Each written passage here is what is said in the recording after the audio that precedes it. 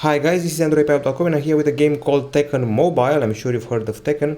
It's the world famous fighter which was available back in the days of the PlayStation 1. Yes, it's that old. And this Tekken Mobile I'm playing on the Nokia 6, the 2017 edition of the phone. So let's go to the battle. You can see the story is divided in acts. We also have a special battle there.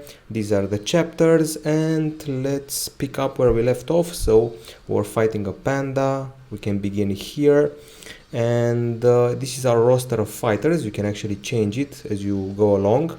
You should actually change it before you start the battle, so I guess you tap here and here and then here, and that's where the list comes on, so you can exchange your attackers.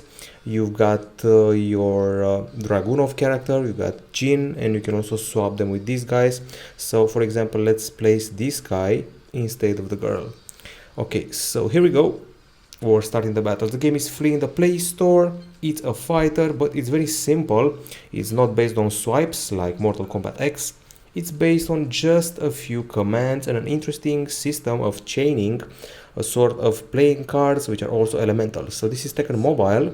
It's got some pretty nice animations. This is a mid-range phone, and because of that sometimes I encounter some lag in the menus and also when loading stuff, like loading the battle, loading the game initially, and the device got a bit heated as we progress. So that's what the battles are like. The controls are pretty straightforward. Keep the screen pressed on the left side to parry, tap the right side to hit the enemy, chain combos, and here we have a special system of cards with elementals. Some of them will break guards, other ones will do a strike up, others a strike down, and you can actually unlock more cards as you progress.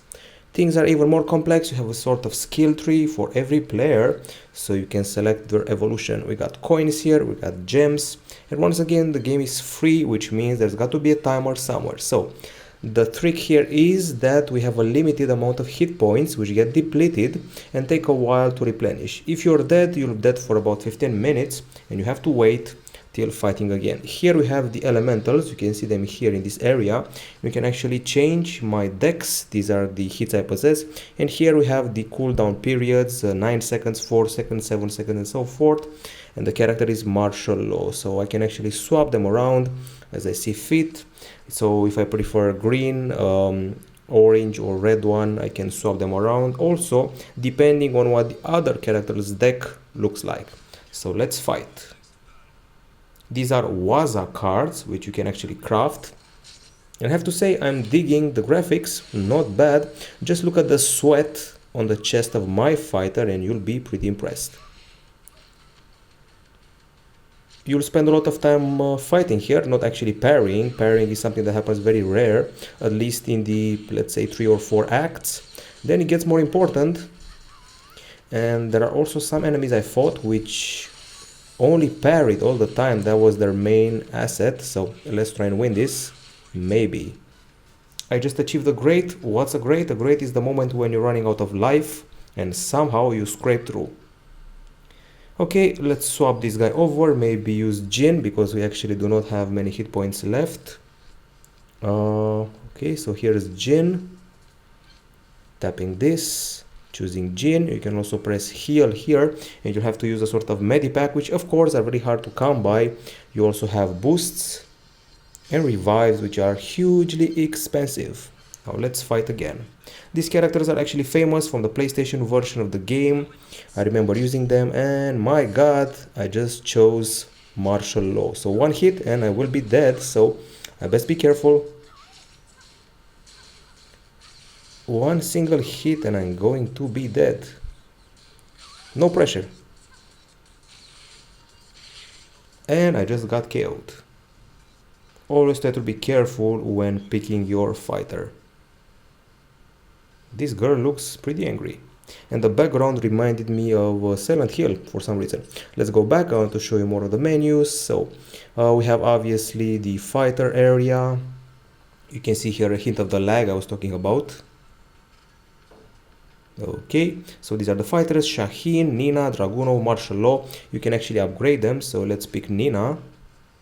You can redeem her, you can level up, you can access the skill tree, which I mentioned before, and add skill upgrades, extra strength, extra damage, and so much more. So things are a bit more complex in the background. They remind me of the weapons you could equip in Injustice. Let's see what happens if you redeem stuff.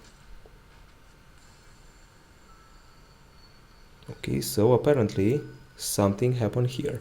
Now here we have the Waza cards, which I got as a reward, and this is the deck that the character is using. In the background, the game is a bit more complex than at first sight when you're just tapping around.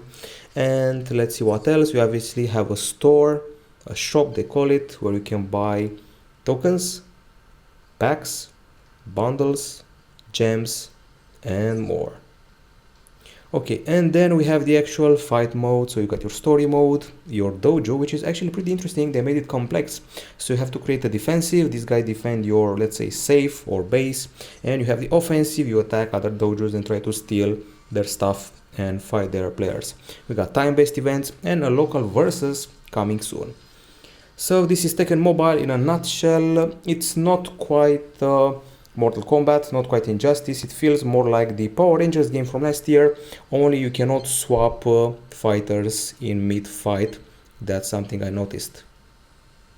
You get a lot of rewards, the game is generous like that, but once you get damage, you have to heal yourself or die and wait a certain amount of time. I'm going to give this game a 7.5 out of 10 here at Androidpipe.com. If you're a Tekken fan, it's actually the only Tekken option on mobile, so go ahead and play it. It's still rather fresh. This is it from us, 7.5 out of 10, bye bye.